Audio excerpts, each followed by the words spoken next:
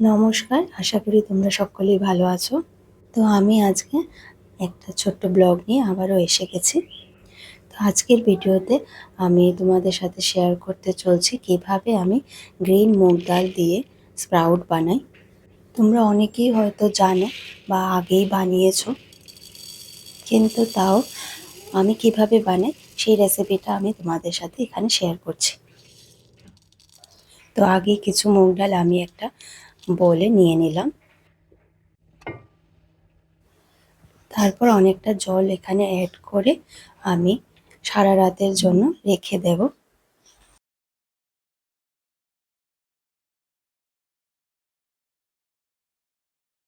সকালবেলা উঠেই প্রথমে ঢাকনাটা আমি সরিয়ে নিলাম। তারপর এখানে চেক করে নেব ডালগুলো সফট হয়ে গেছে কিনা। তো ডালগুলো কিন্তু অনেকটাই সফট হয়ে গেছে।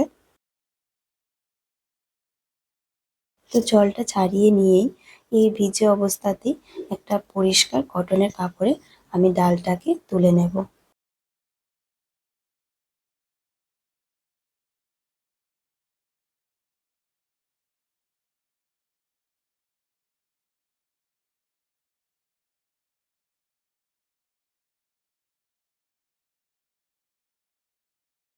তারপর এটাকে একটা পোটলির মতন করে একটা এয়ারটাইট কন্টেনারে ভরে রেখে দেব আরও 4-5 ঘন্টার জন্য। 4-5 ঘন্টা রাখলেই তোমরা দেখতে পাবে ডালগুলোতে ছোট ছোট শিকড় কিন্তু এসে গেছে। আর এভাবেই কিন্তু গ্রিন মুগ ডাল দিয়ে স্প্রাউটগুলো বানানো হয় বাজারে, তা অনেক দামে কিন্তু বিক্রি হয় এই মরশুমে।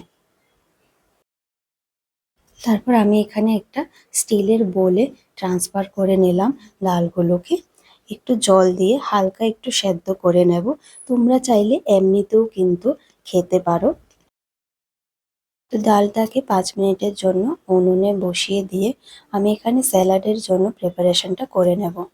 তো স্যালাডের জন্য আমি এখানে একটা পেঁয়াজ, একটা টমেটো, একটা ক্ষীরা আর দুটো লেটুস পাতা নিয়ে নিলাম। সবগুলোকে এক এক করে কেটে আমি এখানে রেডি করে নেব। ডালটাও আমার এখানে সেদ্ধ হয়ে গেছে। জলটা ছাড়িয়ে আমি একটা বাউলে নিয়ে নিলাম। কম আছে 5 মিনিট সেদ্ধ করলেই হবে। এর বেশি সেদ্ধ করলে কিন্তু ডালগুলো ম্যাশ হয়ে যাবে। তারপর এক এক করে সবকিছু নিয়ে নিলাম একসাথে। তারপর এতে একটু নুন, একটু চাট মশলা আর একটু ব্ল্যাক পেপার এড করে বাস ভালো মতো মিক্স করে নেব। তো তৈরি হয়ে গেল আমার স্যালাড এখানে। তোমাদের কাছে কেমন লাগলো জানিও।